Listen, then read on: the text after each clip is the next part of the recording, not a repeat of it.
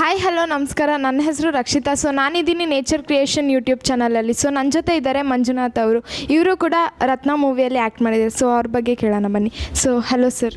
Hi. So sir, ನಿಮ್ಮ ಬಗ್ಗೆ ಕಿರು ಪರಿಚಯ ಮಾಡಿಕೊಡಿ. ನನ್ನ ಕಿರು ಪರಿಚಯ ಮಂಜುನಾಥ್ ದೈವಜ್ಞ ಅಂತ. ಚಿತ್ರರಂಗದಲ್ಲಿ ಸುಮಾರು ಒಂದು 27 ವರ್ಷದಿಂದ ಇದ್ದೀನಿ. 27 ವರ್ಷದಿಂದ ನಾನು ಸಿನಿಮಾ ಡಿಸೈನರ್ ಆಗಿ, ಆಮೇಲೆ ಪ್ರೊಡಕ್ಷನ್ ಕಂಟ್ರೋಲರ್ ಆಗಿ, ನಿರ್ದೇಶಕನಾಗಿ, ನಿರ್ಮಾಪಕನಾಗಿ. ರತ್ನ ಚಿತ್ರದ ನಿರ್ದೇಶಕರು ನಮ್ಮ ಒಡನಾಟ ಒಂದು 15-20 ವರ್ಷದಿಂದ ಇದೆ. ಸೊ ಇದರಲ್ಲಿ ಒಂದು ಒಳ್ಳೆ ಪಾತ್ರ ಕೊಟ್ಟಿದ್ದಾರೆ. ತುಂಬ ಅದ್ಭುತವಾದಂಥ ಒಂದು ಪಾತ್ರ, ನಿರ್ಮಾಪಕನ ಪಾತ್ರ. ಯಾಕಂದ್ರೆ ಚಿತ್ರರಂಗಕ್ಕೆ ಅದಿಲ್ಲದೆ ಸಿನಿಮಾ ಮುಂದೆ ಹೋಗಲ್ಲ. ಆ ಥರದ್ದೊಂದು ಪಾತ್ರ, ಅದ್ಭುತ ಪಾತ್ರ. ಆಮೇಲೆ ಮನಸ್ಸಿಗೆ ಹತ್ತಿರವಾಗಂಥ ಪಾತ್ರ.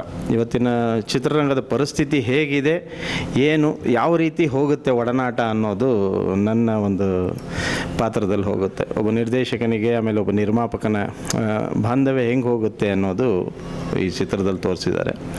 ಅದಲ್ಲದೆ ನಾನು ಚಿತ್ರ ಪೂರ್ತಿ ನೋಡಿದಾಗ ನನಗೆ ಕಣ್ತುಂಬ ಬಂತು.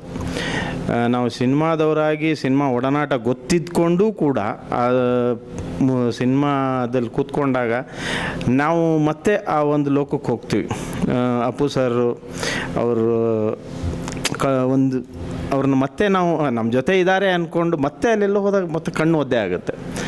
ಈ ಥರದ್ದೊಂದು ಬಾಂಧವ್ಯತೆ ರತ್ನ ಸಿನಿಮಾದಲ್ಲಿದೆ. ಎಷ್ಟೋ ಜನ ಅಪ್ಪು ಅಭಿಮಾನಿಗಳು ಆಮೇಲೆ ಅಭಿಮಾನನ ಎಲ್ಲೋ ಸುಮ್ಮನೆ ಯಾವುದೋ ಪೋಸ್ಟ್ ಹಾಕಿ ಇನ್ನೊಂದು ಮಾಡೋದಲ್ಲ, ಅಭಿಮಾನನ ಮನಸ್ಸಿಂದ ಬಂದು ಸಿನಿಮಾ ನೋಡಿದಾಗ ಆ ಸಿನಿಮಾದಲ್ಲಿರುವಂಥ ಪಾತ್ರಗಳು ಅದಕ್ಕೆ ಎಲ್ಲಿಗೆ ನಾವು ಟಚ್ ಆಗುತ್ತೆ ಅನ್ನೋದು. ಯಾಕಂದರೆ ಇದುವರೆಗೂ ನೋಡಿದವರು ಪ್ರತಿಯೊಬ್ಬರು ಕೂಡ ಕಣ್ಣು ಒದ್ದೆ ಆಗ್ದಂಗೆ ಅಂತೂ ಬಂದಿಲ್ಲ. ಈ ರೀತಿ ಇರುವಾಗ ಸಿನಿಮಾ ಬಂದು ಥಿಯೇಟ್ರಲ್ಲಿ ನೋಡಿದಾಗ ಅದಕ್ಕೊಂದು ನಿರ್ದೇಶಕರಿಗೆ ಮತ್ತು ನಿರ್ಮಾಪಕರಿಗೆ ಪ್ರತಿಯೊಬ್ಬರಿಗೂ ಒಂದು ಪ್ರೋತ್ಸಾಹ. ಯಾಕಂದರೆ ಮುಂದಿನ ಪೀಳಿಗೆಗೆ ಸಿನಿಮಾ ಅಂದರೆ ಏನು ಅನ್ನೋದು ಮರ್ತು ಹೋಗಬಾರ್ದು. ಎಲ್ಲೋ ಮೊಬೈಲಲ್ಲಿ ಕೂತ್ಕೊಂಡು ನೋಡಿದ್ವಿ ಅನ್ನೋ ಥರ ಆಗಬಾರ್ದು. ಸಿನಿಮಾದಲ್ಲೇ ಥಿಯೇಟ್ರಿಗೆ ಬಂದು ನೋಡಿದಾಗ ಅದರ ಅನುಭವ ದೊಡ್ಡದಾಗಿರುತ್ತೆ. ಇದು ನನ್ನ ಅನಿಸಿಕೆ. Sir, okay sir. Ratna movie theme ಬಗ್ಗೆ ನಿಮ್ಗೆ ಏನು ಅನಿಸುತ್ತೆ ಸರ್? ರತ್ನ ಮೂವಿ ಟೀಮಲ್ಲಿ ಎಲ್ಲರೂ ಸುಮಾರು ಜನ ಟೆಕ್ನಿಷಿಯನ್ ಕೂಡ ವರ್ಕ್ ಮಾಡಿದ್ದಾರೆ. ನಾಗೇಂದ್ರ ಅರಸ್ ಅವರು, ಅಮಿತ್ ರಾವ್ ಅವರು, ಆಮೇಲೆ ಜಗದೀಶ್ ಕೊಪ್ಪ, ಸುಮಾರು ಜನ, ವಿಶಾಲ್ ಧೀರಾಜು, ಅಂದರೆ ಅದರಲ್ಲಿ ಡೈರೆಕ್ಟ್ರು ಕೂಡ ಆದಂಥವ್ರು. ಏನಂದರೆ ನಿಮ್ಗೆ ಆ ಕತೆ ಕೇಳಿದಾಗ ನಮಗೆ ಅನ್ನಿಸ್ತಿತ್ತು ಹೆಂಗೆ ಬರ್ಬೋದು, ಪರದೆ ಮೇಲೆ ಹೆಂಗೆ ಬರುತ್ತೆ ಅಂತ. ಆಮೇಲೆ ಎಲ್ಲರ ಪಾತ್ರಗಳು ಅಷ್ಟೇ, ಪ್ರತಿಯೊಂದು ಪಾತ್ರನೂ ಅವ್ರದ್ದೇ ಆದಂಥ ಮೌಲ್ಯಗಳನ್ನು ಕೊಡ್ತಾ ಹೋಗುತ್ತೆ. ಇದು ರತ್ನ ಚಿತ್ರದಲ್ಲಿರುವಂಥ ಒಂದು ವಿಶೇಷತೆ. ಓಕೆ ಸರ್, ನೀವು ರತ್ನ ಮೂವಿಗಿಂತ ಮುಂಚೆ ಯಾವುದಾದ್ರೂ ಫಿಲಮ್ಸಲ್ಲಿ ಮಾಡಿದ್ದೀರಾ?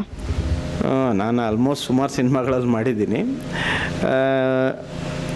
ಅದಲ್ಲದೆ 3 ಸಿನಿಮಾ ಡೈರೆಕ್ಷನ್ ಕೂಡ ಮಾಡಿದ್ದೀನಿ. ಒಂದು ಸಿನಿಮಾ ನಿರ್ಮಾಪಕನಾಗಿ ಕೂಡ ಮಾಡಿದ್ದೀನಿ. ಅದು ತೆರೆಗೆ ಬರೋಕ್ಕೆ ರೆಡಿ ಇದೆ. ಅದಲ್ಲದೆ ಈಗ ಸದ್ಯದ ಮಟ್ಟಿಗೆ ರತ್ನ ತೆರೆಗೆ ಬಂದಿದೆ. ಸೊ ಎಲ್ಲರೂ ಅದನ್ನು ನೋಡಿ ಹಾರೈಸಿ ಪ್ರೋತ್ಸಾಹಿಸಬೇಕು ಅಂತ ಈ ಮೂಲಕ ನಾನು ಕೇಳ್ಕೊತೀನಿ. ಓಕೆ ಸರ್, ನೀವು ಮುಂಚೆ 3 ಫಿಲಮ್ನ ಡೈರೆಕ್ಟ್ ಮಾಡಿದ್ದೀನಿ ಅಂದರೆ, ಸೊ ಆ ಮೂವಿ ಹೆಸರು ಹೇಳ್ಬೋದಾ? ಒಂದು ನಾರದ ವಿಜಯ, ಎರಡನೇದು ರಸ್ಪುರಿ, ಈಗ ಒಂದು ಗೌಡ್ರ ದರ್ಬಾರ್ ಅಂತಿದೆ, ಅದು ರಿಲೀಸಿಗೆ ರೆಡಿ ಇದೆ. ಅದಲ್ಲದೆ ಇನ್ನೊಂದು ಸಿನಿಮಾ ಸ್ಕ್ರಿಪ್ಟ್ ನಡೀತಾ ಇದೆ. ಸರ್, ರತ್ನ ಮೂವಿಗೆ ಹೇಗಿದೆ ಸರ್ ರೆಸ್ಪಾನ್ಸ್ ಜನರಿಂದ? ಪಬ್ಲಿಕ್ ರೆಸ್ಪಾನ್ಸು ಅನ್ನೋಕ್ಕಿಂತನೂ ನಾವು ಒಂದು ಕಾಲಘಟ್ಟನ ಮೀರಿ ಹೋಗ್ತೀವಿ. ಯಾಕಂದರೆ ಒಂದು ಬಾಂಧವ್ಯದ ಜೊತೆ ನಾವು ಚಿಕ್ಕ ವಯಸ್ಸಲ್ಲಿ ನಮ್ಮ ತಂದೆ ತಾಯಿಗಳ ಜೊತೆ ಹೋಗಿ ಸಿನಿಮಾ ನೋಡಿದಾಗ ಅವಾಗ ನಾವು ಹತ್ತಿದ್ದಿದೆ. ಶ್ರುತಿ ಅವರು ಮಾಡಿದಂಥ ಸಿನಿಮಾಗಳು, ಒಂದಿಷ್ಟು ಕರುಳಿನ ಕೂಗು ಅಂಥವೆಲ್ಲ ಸಿನಿಮಾಗಳು ನೋಡಿದಾಗ ನಾವು ಗೊತ್ತಿಲ್ಲದೇನೆ ಕಣ್ಣೀರು ಬಂದಂಥದ್ದು. ಮತ್ತೆ ಆ ಸಮಯನ ಮತ್ತೆ ತಿರುಗಿಸಿ ರತ್ನ ಸಿನಿಮಾದಲ್ಲಿ ನನಗಾಗಿದ್ದು ಎಕ್ಸ್ಪೀರಿಯೆನ್ಸು. ಆಮೇಲೆ ನನ್ನ ಜೊತೆ ನೋಡಿದಂಥ ಸುಮಾರು ಜನ, ಯಾಕಂದರೆ ಅವ್ರಿಗೆ ಸಿನಿಮಾ ಬಂದು ಕೂತ್ಕೊಂಡು ಅವರೇ ಹತ್ತಿದ್ದಾರೆ ನನ್ನ ಜೊತೆ, ನನ್ನ ಫ್ರೆಂಡ್ಸೇ. ಸೊ ಅದು ನಾನು, ಯಾಕಂದರೆ ಅಳು ಬರ್ಸೋದಿದೆ ಅಲ್ವಾ, ಅದು ಸಾಮಾನ್ಯ ವಿಷಯ ಅಲ್ಲ. ಅದು ಭಾವನೆಗಳ ಜೊತೆ ಮನಸ್ಸಿಗೆ ಹೋದಾಗ ಮಾತ್ರ ಕಣ್ಣಲ್ಲಿ ನೀರು ಬರುವಂಥದ್ದು. ನಾವು ಸುಮ್ಮನೆ ಅಳು ಅಂದ್ರೆ ಅಳಲ್ಲ ಯಾರು. ಈ ರೀತಿ ಇದೆ. ಓಕೆ ಸರ್, ಮುಂದೆ ಯಾವುದಾದ್ರೂ ಪ್ರಾಜೆಕ್ಟ್ಸ್ ಮಾಡ್ತಿದ್ದೀರಾ? ಮುಂದೆ ನಡೀತಾ ಇದೆ ಒಂದು, ಆ್ಯಕ್ಚುಲಿ ಹೆಸರು ಟೈಟ್ಲ್ ಇನ್ನೂ ಫೈನಲ್ ಆಗಿಲ್ಲ, ಅದಾದಮೇಲೆ ಮಾಡ್ತಾಯಿದ್ದೀವಿ. Okay sir, thank you sir, ಇಷ್ಟೊತ್ತು ನಮ್ಮ ಜೊತೆ ಮಾತಾಡಿದ್ದು. Okay, thank you. ಒಳ್ಳೆಯದಾಗಲಿ ನಿಮ್ಮ ಚಾನಲ್ಗೂ. All the best.